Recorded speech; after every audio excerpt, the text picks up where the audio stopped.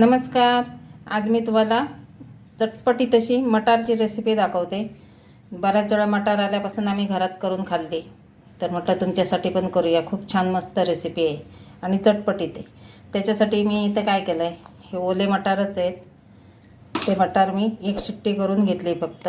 बटाट्यांना पण त्याच्याबरोबरच एक शिट्टी केली आणि मॅश करून घेतलेत. 2 बटाटे आहेत, साधारण 1 वाटीवर मटार आहेत. कोथिंबीर घेतली आणि त्याच्यासाठी थोडंसं आलं, मिरची आणि लसूण यांचा भरडा करून घेतला आहे. तोही आपल्याला वापरायचा आहे.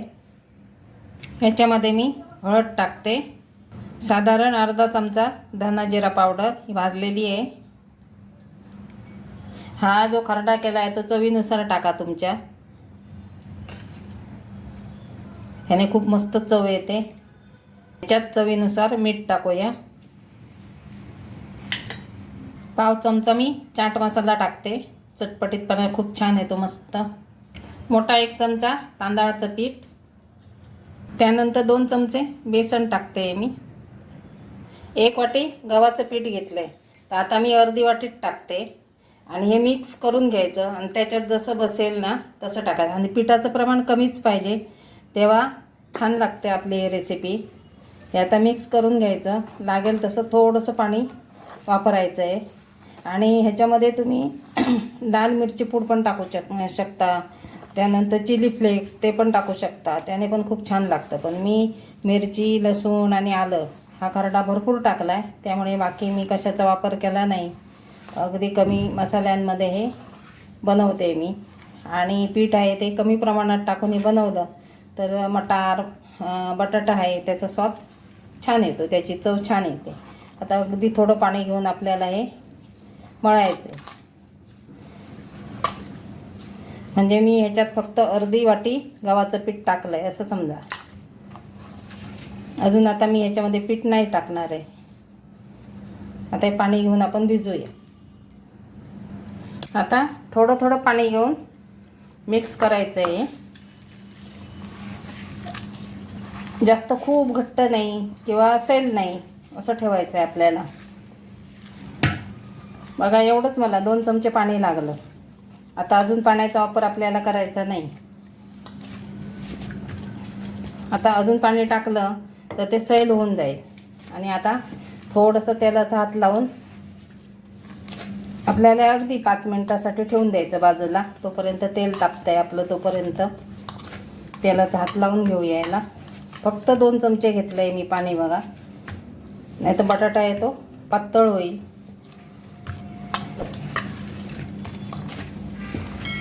झालं आहे आपलं मळून बघा. आता तेलाचा हात लावून घेते मी.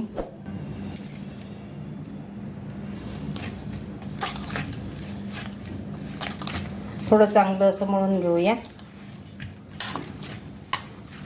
आणि पीठ बघा मी एकदम कमी वापरलं आहे, त्यामुळे ही रेसिपी छान लागते खाताना. आणि पिठाचा वापर जर जास्त झाला तर मग बाकीचं जे आपण टाकले पदार्थ त्यांची चवच येत नाही. त्यामुळे पीठ हे अगदी कमी प्रमाणात वापरायचं. ठेवून देऊया आता. तोपर्यंत तेल तापतंय तोपर्यंत हे बाजूला ठेवून देऊया. मी काय केलं आहे, पिठाचा वापर कमी केला आहे, चव चांगली आली पाहिजे म्हणून बटाटा मटारची. त्यामुळे ते थोडंसं चिकट झालं आहे. त्यामुळे हाताला थोडंसं तेल लावून छोटे छोटे गोळे करून घ्यायचे. मी गोळे करून घेतलेत, लहान मोठे केलेले आहेत. तर असे गोळे करून घ्यायचे आपल्याला. थोडंसं तेल लावून, मी काय पीठ लावत नाही आहे, थोडंसं तेल लावून आपल्याला अशा पुऱ्या लाटून घ्यायच्या आहेत. मस्त अशा पुऱ्या तयार होतात, अगदी चटपटीत. वाकड्या तिकड्या गोल पाहिजे असतील तर एका झाकणाने तुम्ही त्याला काढू शकता, मोठी लाटून. बघूया आपण तेल तापलं आहे काय.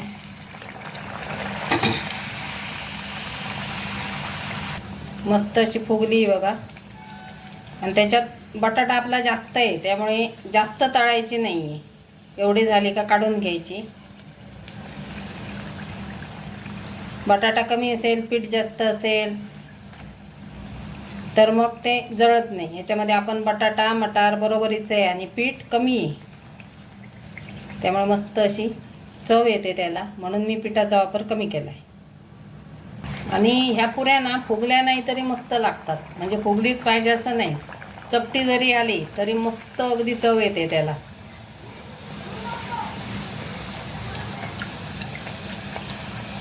ही आता आपण पलटून घेऊया.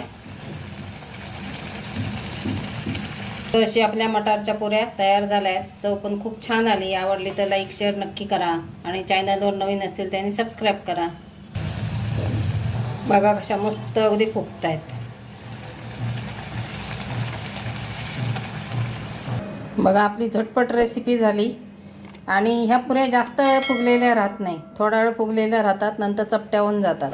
आणि नाही फुगल्या तरी त्या खूप छान लागतात बरं का. चपट्या जरी आल्या तळताना तरी खूप मस्त लागतात.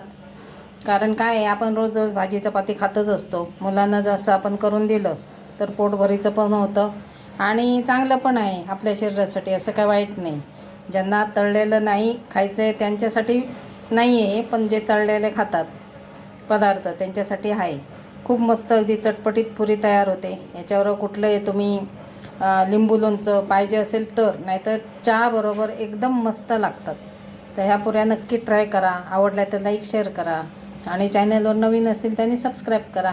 धन्यवाद.